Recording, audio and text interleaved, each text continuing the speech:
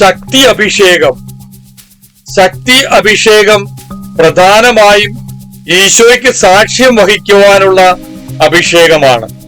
ലോകം മുഴുവനും ഈശോയെ അറിഞ്ഞ് രക്ഷകനായി സ്വീകരിക്കണം. നിരാശപ്പെടാതെ പ്രത്യാശയിൽ ജീവിക്കുവാൻ പരിശുദ്ധാത്മാവിന്റെ ശക്തി വേണം.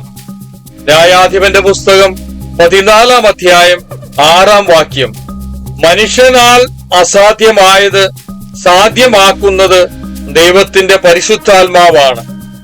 പരിശുദ്ധാത്മാവിന്റെ ശക്തി വരങ്ങളാണ് ദൈവരാജ്യത്തിന്റെ വ്യാപ്തിക്കുള്ള സുപ്രധാനമായ മാർഗം.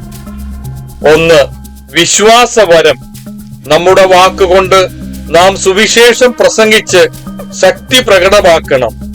ഈശോ തന്റെ വചനം കൊണ്ട് പിശാചുക്കളെ ബഹിഷ്കരിക്കുകയും രോഗികളെ സുഖപ്പെടുത്തുകയും മരിച്ചവരെ ഉയർപ്പിക്കുകയും കടലിനെ ശാന്തമാക്കുകയും ചെയ്തു. 2. അത്ഭുതങ്ങൾ പ്രവർത്തിക്കാനുള്ള വരങ്ങൾ. കാനായിൽ വെള്ളം വീഞ്ഞാക്കിയത് മുതൽ ലാസറിനെ ഉയർപ്പിച്ചതുവരെ അത്ഭുതങ്ങൾ. സുവിശേഷം പ്രസംഗിക്കുന്നിടത്തെല്ലാം അത്ഭുതങ്ങൾ പ്രവർത്തിച്ചുകൊണ്ട് കർത്താവ് ദൈവജനത്തെ സംരക്ഷിക്കുന്നു, വചനം സ്വീകരിക്കുന്നു. 3. സൗഖ്യവരം. ആത്മീയവും ആന്തരികവും ശാരീരികവുമായ സൗഖ്യം വചനം പ്രഘോഷിക്കുമ്പോൾ ലഭിക്കുന്നു. പരിശുദ്ധാത്മാവിന്റെ ശക്തിയാലും സാന്നിധ്യത്താലും നിറയാൻ തീവ്രമായി ആഗ്രഹിക്കണം.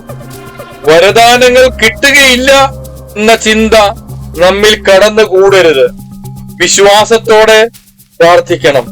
റോമാക്കാർക്ക് എഴുതിയ ലേഖനം 8 അധ്യായം 32. സമസ്തവും നമുക്ക് ദാനമായി നൽകാതിരിക്കുമോ? ദാവീദിൽ ശക്തി അഭിഷേകം. ദാവീദ് വിശ്വാസത്തിന്റെ കണ്ണുകൾ കൊണ്ട് ദൈവത്തെ നോക്കി പ്രത്യാശയോടെ പ്രാർത്ഥിച്ചു.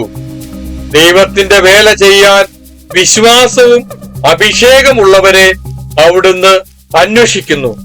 നമുക്ക് ഇപ്രകാരം പ്രാർത്ഥിക്കാം. ദൈവത്തിന്റെ ആത്മാവെ, അനുദിനം ഞങ്ങൾ നേരിടുന്ന തിന്മയുടെ ശക്തികളെ പരാജയപ്പെടുത്താനും ഈശോയ്ക്ക് സാക്ഷ്യം വഹിക്കുവാനും ഞങ്ങളെ ശക്തരാക്കണമേ. ആമേൻ.